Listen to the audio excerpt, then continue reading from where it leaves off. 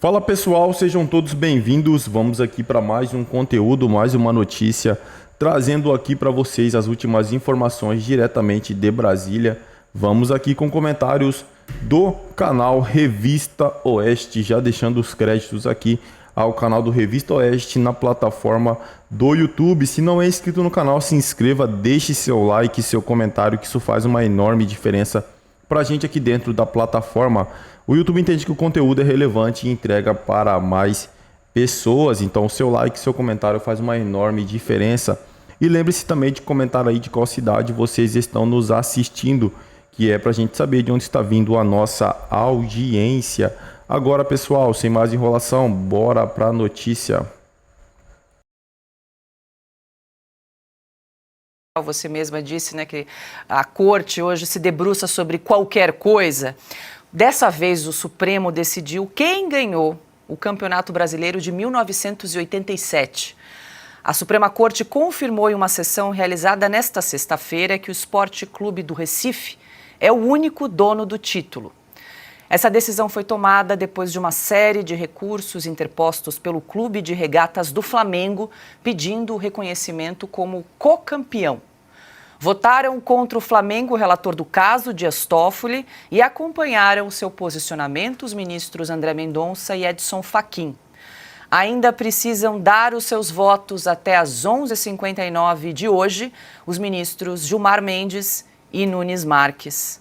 Ana, até campeonato de futebol aí o STF está definindo. Temos um campeão de 1987. O Brasil está voando, né, Paula? Nós precisávamos parar o Supremo Tribunal Federal para decidir isso. O Brasil está voando, não tem nada para a gente discutir, não tem nada, não tem nenhum ponto constitucional que eles devam olhar, abrir a Constituição e olhar. Bom, eu falei que podíamos acabar, então, né, com os conselhos, com os tribunais regionais eleitorais, porque eles decidem tudo, né? Falamos aqui tanto sobre o caso do Deltan Dallagnol, o Tribunal Regional Eleitoral do Paraná chancelou, disse que ele podia se candidatar, ele se candidatou, foi eleito deputado, aí vai, né, o TSE, que é um puxadinho do Supremo, e derruba o posto dele, né, de deputado. Agora a gente pode colocar nessa lista, Paula, os tribunais esportivos. Acaba com isso também. Vamos acabar com tudo, também Congresso, fazer um pacote grande de quanto nós vamos economizar e centralizar tudo lá no poder moderador, os editores da pátria, né? Como disse o Toffoli. Pois é, Alexandre, o STF é uma corte constitucional, mas a sensação que muitos brasileiros têm é que tudo chega ao Supremo Tribunal Federal, né? Falamos aqui da questão do aborto e agora a decisão sobre quem ganhou o Campeonato Brasileiro de 87. Pois é, eu há pouco falei, né, que o Supremo é ao mesmo tempo primeira instância, tribunal constitucional, mas é tribunal penal também, agora é tribunal esportivo também, né? 37 anos depois, né? Tapetão de 37 anos sobre dois clubes de futebol que estavam disputando o campeonato lá de 1987. Perdendo tempo com isso, está certo, lá no artigo 5º está escrito que ninguém pode recusar o exame de um caso na justiça. Mas, meu Deus do céu, há maneiras de fazer. Eu lembro que o ministro Luiz Fux, quando assumiu a presidência do Supremo, falou nisso, que não dá para o Supremo pegar tudo. O Supremo é um tribunal constitucional. Zé Dirceu vem brigando há muito tempo por um tribunal constitucional, né, no Supremo. E a questão aí de 22 meses, né? 22 meses já dá 22 semanas dá 5 meses. Gente, essa questão de aborto não é uma questão de Supremo, é uma questão de ética, de lei natural, de direito à vida. Está, né? Tá expresso lá, não apenas na Constituição, no artigo 5º, direito à vida, como está escrito no Código Civil, né? do direito do nascituro desde a concepção. E existe lei razoável que mostra que, no caso de anencefalia, no caso de estupro, no caso de proteger a vida da mãe, Mas tem essa coisa, vem lá do PSOL e já se dá uma liminar, quando os médicos que são do ramo, os obstetras que tratam da vida, que tratam que acompanham a vida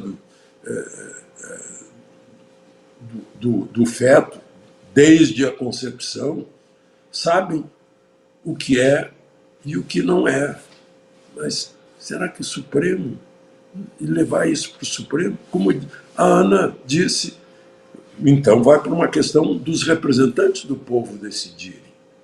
E se os representantes do povo não querem decidir, isso também é uma decisão. É a vontade de não mexer nisso, porque assim como está bom. Essa é a vontade dos representantes do povo, expressa por uma suposta vacância legis. Tá vago aí, dá para fazer isso. Não, não é. Isso aí é uma falácia. É porque os representantes do povo acham que não se deve mexer nisso. Esse é o Brasil. Bom, e ainda falando sobre o Supremo, o ministro Alexandre de Moraes concedeu liberdade provisória ao ex-assessor de Jair Bolsonaro, Marcelo Câmara. O coronel do Exército foi preso em 8 de fevereiro na Operação Tempus Veritatis, que investiga um grupo suspeito de organizar uma tentativa de golpe de Estado. Câmara deverá usar tornozeleira eletrônica, não poderá deixar Brasília e terá de se apresentar semanalmente à Justiça. Segundo a investigação da Polícia Federal, Marcelo Câmara coletava informações para auxiliar na tomada de decisão na figura do ministro Alexandre de Moraes. Já falamos aqui sobre decisão do aborto, decisão do Campeonato Brasileiro, o STF também decidindo quem manda prender, quem manda soltar. Nesse caso agora, o ministro Alexandre de Moraes concedendo a liberdade provisória aí a Marcelo Câmara, que foi assessor do ex-presidente Jair Bolsonaro. Pois é, Paula, eu concordo com a Ana, ou seja, vamos abrogar todos os poderes da República, vamos eliminar o Congresso. Para que ter um governo? É suficiente esse soviet, né, esse conselho composto por 11 ministros que decidem, né, como na Revolução Francesa. Montamos um diretório, a gente faz o diretório do Brasil, já temos 11 togados, já temos a sede, que é o STF, o resto a gente fecha e com o ganho que a gente tem de gastos a menos, a gente financia viagens deles para a Europa, para curtir férias, ou ir nos Estados Unidos palestrar. Não, na verdade não precisa disso, porque já temos empresas que financiam abundantemente, generosamente isso, sem querer aparecer, né? Então, para que ter governo, para que ter certeza do direito também? Porque, assim como esse caso, assim como Marcelo Câmara, todos os outros presos também nesse caso são alvo de uma ilegalidade evidente, porque o Supremo Tribunal Federal não poderia atuar nesse caso, porque essas pessoas não têm foro privilegiado. O Tribunal Natural do Marcelo Câmara, de todos os outros assessores do ex-presidente Bolsonaro, dos presos no dia 8 de janeiro, a gente não vai cansar de repetir isso aqui na Revista Oeste. Um juiz natural não é o Supremo Tribunal Federal. Eventualmente, é o Tribunal de Primeira Instância do Distrito Federal que deveria analisar esses casos. Depois tem direito ao recurso e, eventualmente, na terceira instância, no STJ se há relevância constitucional, no STF. Para todas essas pessoas, foi impedido o direito de ter uma ampla defesa, de ter um direito a ter recurso também, porque o STF é o único julgamento, né, a única instância que está julgando os casos. O STF é acusador, ele é juiz, ele é vítima e ele também influencia os advogados da defesa, impedindo para esses advogados de fazer sustentações orais. Então, essa soltura do Marcelo Câmara vai tarde, ou melhor, ela chega tarde demais. Essa pessoa jamais deveria ter sido presa pelo STF. Uma prisão ilegítima, uma prisão ilegal, que até nos Estados Unidos o Senado americano está reconhecendo como fruto de uma ilegalidade. Agora, só para terminar, Paula, o Marcelo Câmara não é o primeiro a ser solto, né? A gente falou aqui na Oeste, há outros assessores do Bolsonaro que estão sendo soltos, o próprio Coronel Cid também foi solto, e outros também presos do 8 de janeiro já foram soltos nas últimas semanas e meses. A gente percebe no último período que o Supremo, especialmente Alexandre de Moraes, está dando sinais de tentar acalmar, apaziguar os ânimos. Evidentemente, está começando a sentir a pressão que vem não só da opinião pública brasileira, onde até a grande mídia, que até ontem apoiava esse conjunto de ilegalidades, está começando a criticar o Alexandre de Moraes, mas também a nível internacional, sendo alvo, né, de críticas por parte do Senado americano. O fato de ele também ter feito um concurso público na USP, né, agora ele é professor da USP, uma cátedra que não existia, de uma matéria que nunca foi ensinada, onde ele era o único candidato e agora ele é professor, me faz pensar que, evidentemente, Alexandre de Moraes está querendo dar uma reduzida na tensão, em que está dar um passo para trás, evitando um possível impeachment, caso em 2026 a gente tenha um Senado Federal composto por senadores de direita, senadores que terão como pauta única, provavelmente o principal, parar os abusos do STF. Então, antes de sofrer impeachment, quem sabe alguém lá no STF queira dar um passo para trás.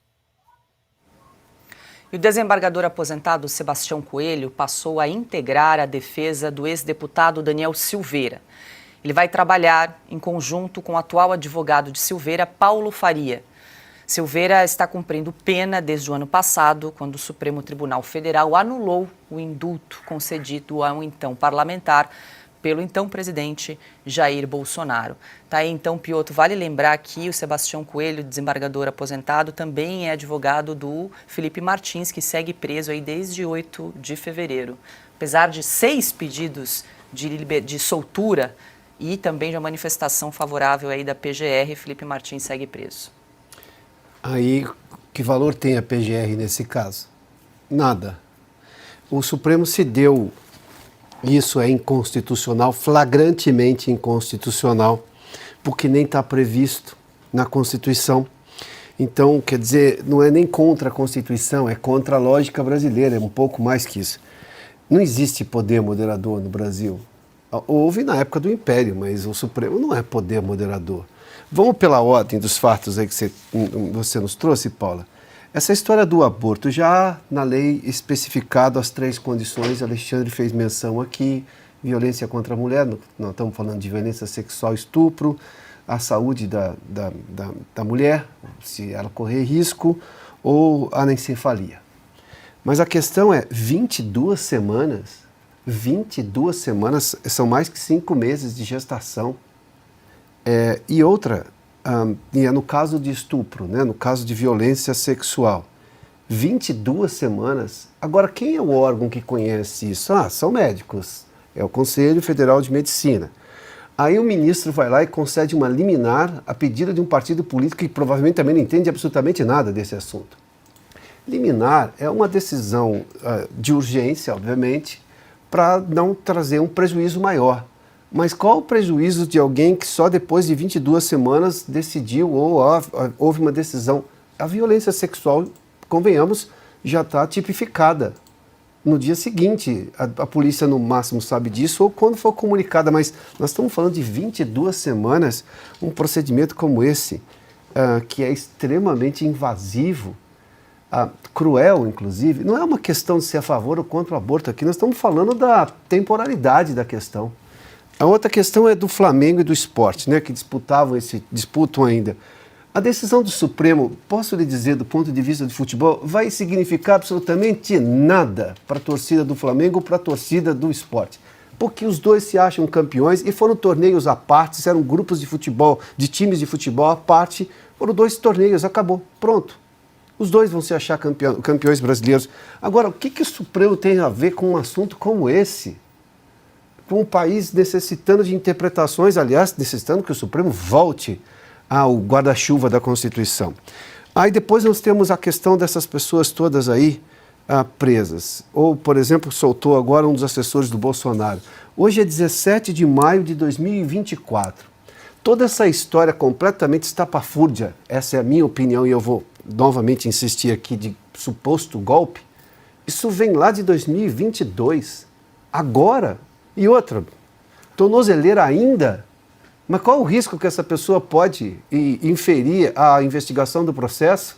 Sendo que tem o caso do Felipe Martins, que continua preso, apesar da Procuradoria-Geral da República que o órgão acusador agora também é simbólico no Brasil, dá uma opinião. Aí o ministro Supremo leva em conta ou não, também é da vontade dele. O Supremo precisa, eu vou usar uma expressão popular aqui, me permitam, precisa baixar a bola. Precisa sair dessa redoma de poder moderador, porque é inconstitucional e é contra a sociedade brasileira, a história do Brasil, a lógica brasileira que nós estamos vivendo agora.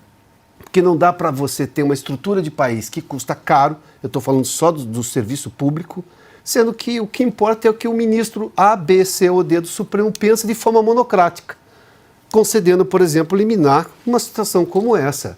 A questão da temporalidade aqui expõe a fragilidade da concessão de uma liminar como essa. É uma questão técnica, né? Enfim, o Supremo precisa sair da redoma de um negócio que não existe. Ele não é poder moderador, nunca foi, não será e ainda bem que nunca será. Bom, agora eu faço aqui uma rápida... Eu pergunto, né? Da onde vem esse dinheiro? Da onde que vem tanto dinheiro assim para dar num segurança 100 mil reais, cara? Cara, eles vivem num palácio, né? Eles vivem assim ao redor eles vivem, parece que num reino encantado, onde eles são os reis, né? E a população é o bobo da corte, porque, pelo amor de Deus, cara, eles fazem isso na nossa frente. A nossa representação lá em Brasília, que é os deputados, senadores, não conseguem barrar esse tipo de coisa. Que temos no Brasil pessoas que não têm saneamento básico e um ministro gastando 100 mil reais para um segurança só, apenas. Né? E fora o Lula, que quer um avião novo, fora a Janja, que reformou o Planalto, né? Sendo que tinha os móveis lá, não, ela quis gastar 200 mil em móveis novos. E isso tá na cara. Isso tá tão na cara, velho. Tá escancarado para todo mundo ver e ninguém toma uma atitude. O Pacheco, presidente do Senado, não faz nada. Não faz nada, cara. 100 mil é muita grana, cara. É muito dinheiro. Aí você vai ver a conta deles, tá cheia. A conta deles estão lotada de dinheiro. Porque eles não gastam o salário que eles usam, que eles recebem, eles não gastam. Eles têm os benefícios públicos, eles têm essas barganhas aí, ó, de ir para lugares, ficar indo fazer evento. Quem diz que essas passagens aéreas são compradas com o dinheiro deles? Quem? É isso aí, pessoal. Agradeço a vocês pela companhia. Se não é inscrito no canal, se inscreva, deixe seu like, seu comentário, que isso faz uma enorme diferença para a gente aqui dentro da plataforma. O YouTube entende que o conteúdo é relevante e entrega para mais pessoas. Então, o seu like, a sua inscrição é muito importante para a gente. Desde já agradeço. Valeu!